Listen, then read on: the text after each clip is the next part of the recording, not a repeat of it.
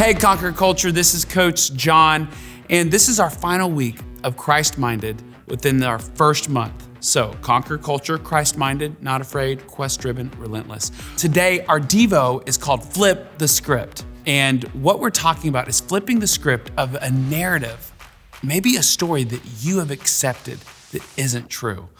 And it's time to flip the script mentally. And that's what it means, having a Christ-minded. It actually comes from the scripture in 2 Corinthians 12, 9 through 11.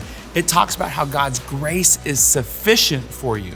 Even in the midst of wild times or whatever you're going through, God's grace is sufficient and that his power rests on you. So his grace and his strength is for you. God's grace is sufficient for anything that he calls us to, even the things that we consider ourselves to be weak in.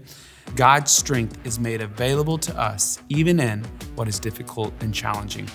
So I want to ask you, with Flip the Script, we actually had these Easter auditions just recently, and a lot of our BCS students are in the Easter production. And all of these actors and actresses know that as we get closer to the production date, if there's something that needs to change in order to make the story stronger, we flip the script. It's a term.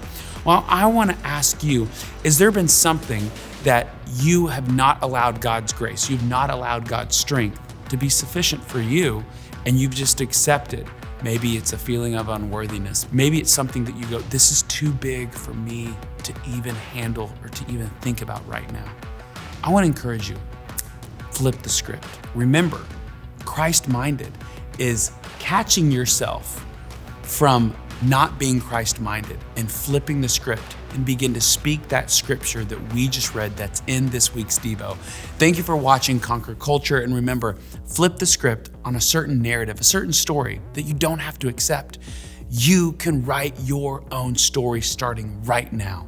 So let's flip the script. Remember, God's grace and his strength is sufficient for you. We'll see you next week on Conquer Culture.